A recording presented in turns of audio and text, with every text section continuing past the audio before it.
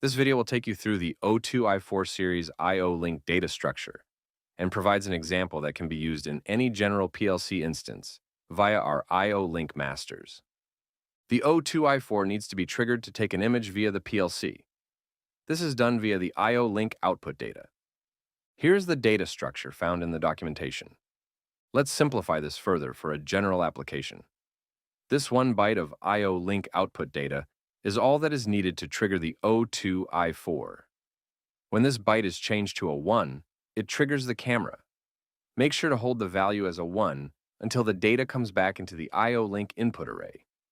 After the camera exposure is done, you will find the data in the I/O link input array. Let's simplify this data as well. The input data will include your QR code or barcode data based on your application. In this example, the code will move the value of 256 to our integer in the PLC. In a Siemens or other PLC, you may see the same I/O link array in a word or byte structure. Because the trigger bit is the high byte, you need to write 256 in order to make bit 8 go high. When you do that, you will see over in the software, it triggers. Here's the scan of the QR code. You can see that the content value coming back is this same URL code. You can see that the whole exposure time took 121 milliseconds. Minimize the output array and open to the input array. The value here does indeed match the URL found in VisionAssistant. You will see the mirrored response that the trigger was activated. You will also see the exact same content that is found in the monitor mode in VisionAssistant. Here in the TIA portal software by Siemens, you can see that the AL master has been set up and is currently connected.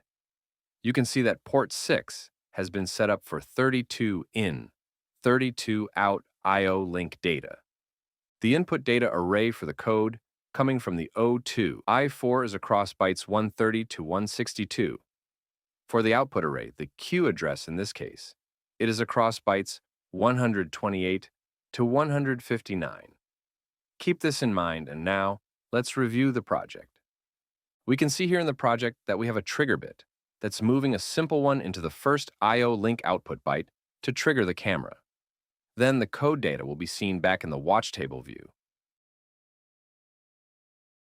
In the watch table, there is no data present because the trigger is false. For this test, the trigger can be forced to a true state. Now you will see the same data back that you saw in the VisionAssistant software.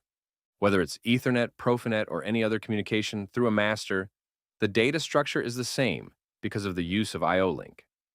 Thanks for watching this overview of using an O2i4 multi-code reader.